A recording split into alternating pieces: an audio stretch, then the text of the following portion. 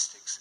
But of course, all those people are made up of individuals, and I want us I want us to meet one person. Come and tell us what happened to you. Now, we saw you earlier. Come on up. So good to see you. We saw you up here earlier. Just tell us a little bit about your life. Right. I just started off when I was a kid. I started off burgling houses and pinching cars and doing stuff like that. But as I started to get older,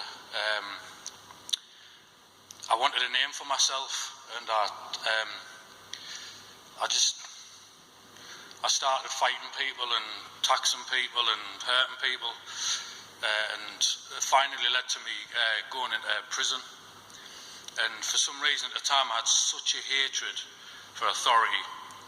I just detested authority, regardless of what it was. I hated it, and I decided to sort of rage, I don't know, my personal little battle with the system, and it led to me running out my cell, and I stabbed some prison officers, and this led to me being put in Franklin Prison, maximum security prisons. And while I was in there, I just fought them every time my door opened. I hated them. They sort of got a hatred towards me, which I can understand. And it was just like that for months and months, till eventually they put me on a CSC, it's a close supervision cell. They can't have any physical contact. You've got to have riot shields when they open your door. When they feed you, they feed through a hatch through the door and stuff like that.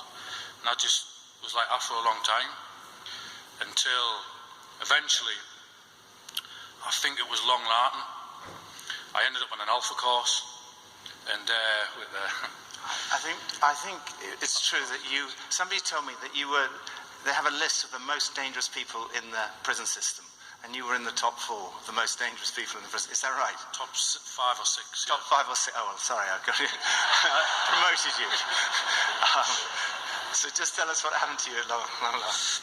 When I was in Long Lartin, I went on an Alpha course, and I'd argue that we come from the Big Bang, and I'd constantly argue with people. But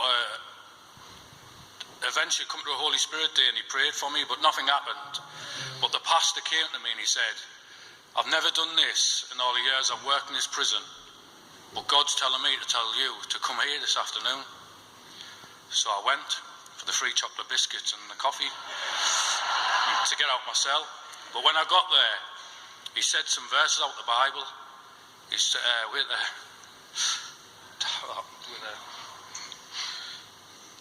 he said some verses out of the Bible about that Jesus died for sinners, and he died, just because you've done bad, and just the reason why he died on the cross for us.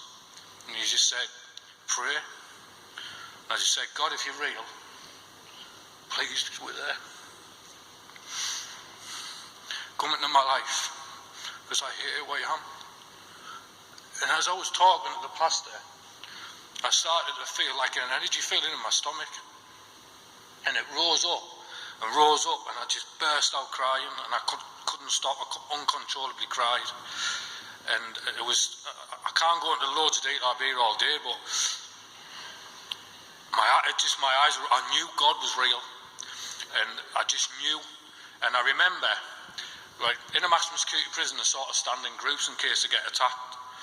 And because I was down as attacking officers, they sort of were wary anyway. So I remember running on the wing, I always tell this, and I had a Bible on my hand. I'd just become a Christian. I ran on the wing.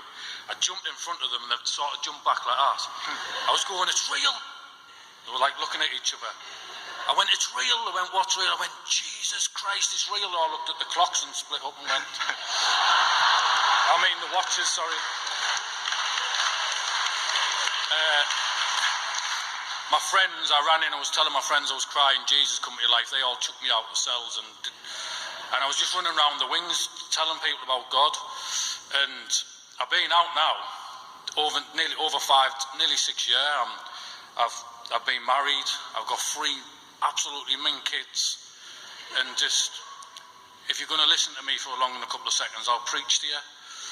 And I do my mate's heads in, and I just my life has just totally changed, and I still probably, if I didn't go on the Alpha and didn't do the things that would be where I am because of God coming into my life, where would I be now? I don't know. I'd probably be doing life in prison or wouldn't get out. And that's it, yeah. Thank you so much, Shane.